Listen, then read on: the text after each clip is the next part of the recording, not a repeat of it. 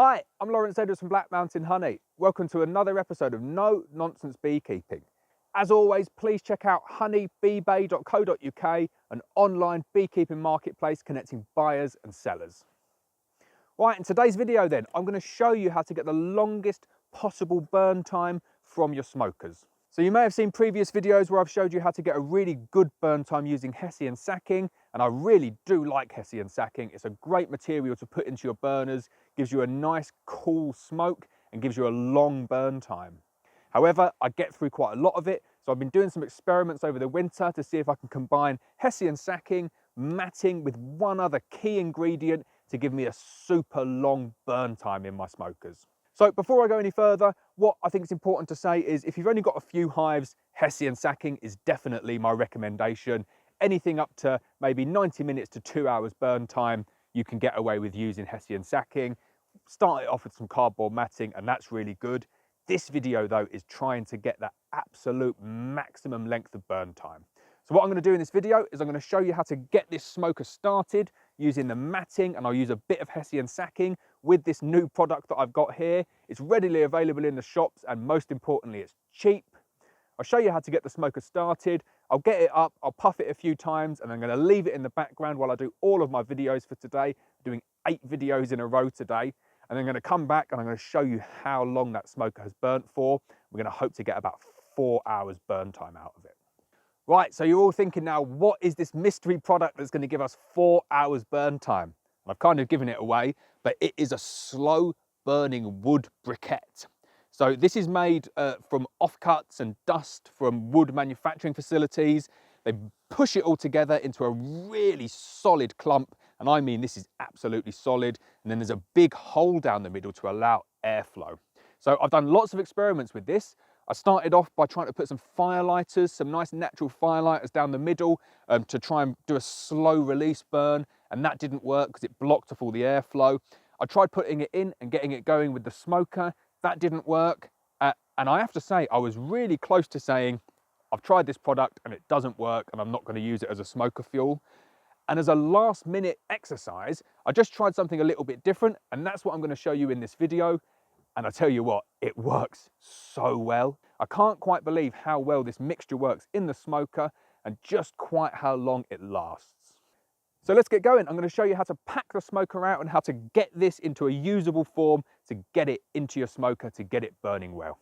So the first thing you need to do is make sure that your smoker is set up correctly. Now I've just gone and bought myself a brand new Dayton, and I've gone and bought myself a Rouch Boy smoker as well. So I've got 2 high-end premium smokers on the way, and I'll do the reviews of those in due course. But first thing to say with this is just make sure that you've got the air ventilation system in place. This one is just a cheap piece of metal. It comes out and it goes all over the place. You need to make sure that it's sitting properly at the bottom of the smoker to allow free movement of air.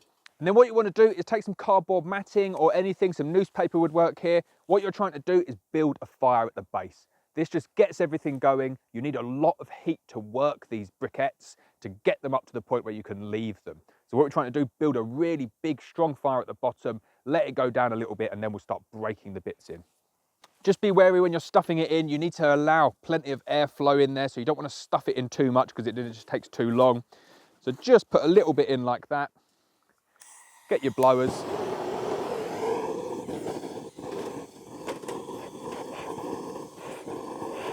So you just want to get that to a point where it's really smoking well like that, and then you can leave it, and you can leave those embers to burn down and get nice and hot. Now, when I showed you the Hessian sacking video, we put a huge amount in there. We pretty much filled that up to the brim with Hessian sacking. This one, I'm just using a couple of pieces because it can be quite expensive, this, especially if you're using it once or twice a week, doing numerous colonies. So then you just pop that into the smoker. And that's where you want to get it. That is really hot and nice now, and that's going to burn whatever we put in there well. So don't try and start burning this briquette. It doesn't work. I've tried it. You need to build a good fire before you start burning the briquette. So in my experiments, what I did with this is I just broke this in half. It's strange. It comes apart really easily. And all I did is I popped that in, thinking this is going to give me the best burn time in the world, and it didn't work at all. It took me ages to try and get it going, but then worse than that, it just kept on going out. So it was a nice idea. I thought it would be quick, but it doesn't work, unfortunately. So what I started doing is I started breaking it up and it can be a little bit difficult to break up. You can use a knife or something, but all you want to do is just get something in there and just start breaking it up and putting pieces into there. You need to start breaking this up first, otherwise it won't catch. So this is what you're trying to do. You're trying to break it up into little pieces like that. It's quite difficult to break up, so I recommend a hammer and a chisel and just get yourself a good bag of these. Smoke pellets would work well as well. Right, so once you've broken up all of the little bits in there, you need to puff it and get it going. And this is where I went a little bit wrong on the other one, is that it didn't get going at all. So immediately there, you can see the wood starting to catch, and that's what you need. You need to build a really big, strong ember before we move on to the next step.